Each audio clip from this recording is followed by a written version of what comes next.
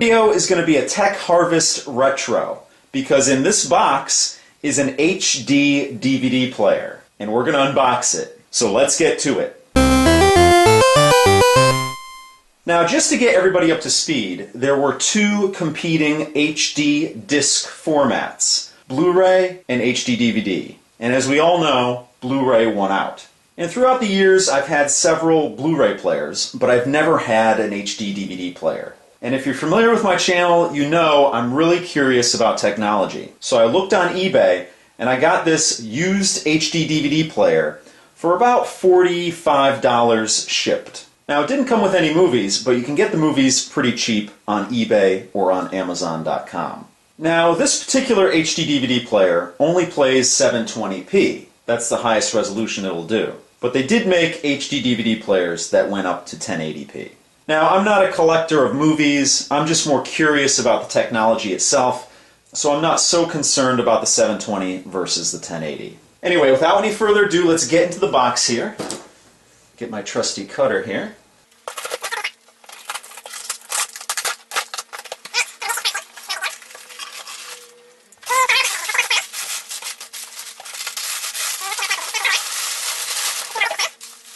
So here we go.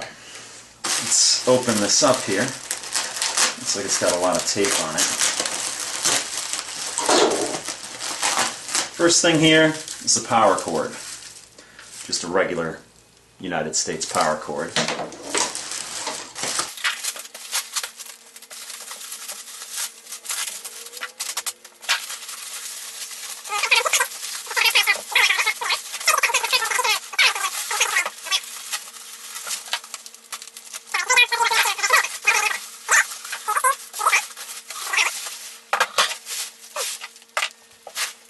Now, there were many companies signed on with Blu-ray and many companies signed on with HD-DVD.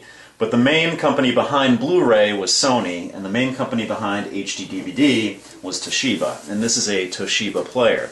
And it is, let's see if we can get the model number for you here. It is the Hd-D3 HD-DVD player. And as you can see, it's pretty large. Most players are much smaller than this these days. So let's look at the branding up here. HDMI, of course. DVD plays DVDs, plays compact discs. DTS, digital sound. Dolby True HD, Dolby Digital Plus. HDI, and this one is Shark Progressor Analog Devices. So I don't know what that means. So on the front here you have your disc tray that says HD-DVD on it. And you have your open close button here, your play button, stop, pause, and your skip forward and skip back.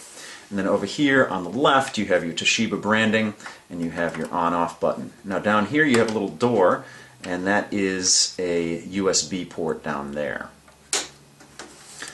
On the left side of the device you have some venting and of course the screws if you have to ever access it.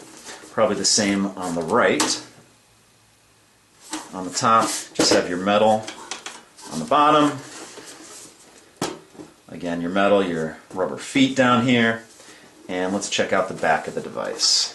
So over here on the far left is where you plug in your AC cord. You have your fan venting here. You have your Ethernet port here. Now, like many Blu-ray players, these devices can access the internet. This one does not have wireless capabilities, so I'm going to have to plug it in if I want to update the firmware on it. Fortunately, I'm only going to have to do it once since they don't make HD-DVD players anymore, and I'll just get the latest firmware and be done with it. But there are some internet options on some discs. If you want, you have to plug it into your home network, or you can get a bridge. I actually have a bridge in the setup I'm going to put it in, so I could just plug the internet bridge into this, and the device thinks it's plugged into a wired network. You have your optical audio out, you have your component outputs and your composite outputs, and then the one I'm going to use, which is the HDMI output. If you want the full video and audio fidelity, you should be using HDMI anyway. So let's put that down here, and let's check out the remote. Now the remote is actually bundled in with the cord here. I didn't realize it originally, but let's get this thing open here.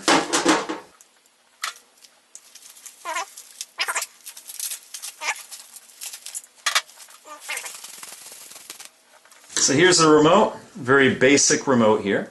I gotta clean it, it's got a lot of dust on it. Up top you have your open, close, your power button, audio, subtitle, angle, display, top menu, menu, resume, play, return. You have a directional here. It's actually an 8-way directional with an OK button in the center. You have your play controls here, your play, stop, pause, previous chapter, forward chapter, rewind, and fast forward. You have a repeat, a cursor button, a play pause button, a slow motion button here. You have A, B, C, and D buttons here, and then you have your numeric keypad here with a +10 and a main sub button down here.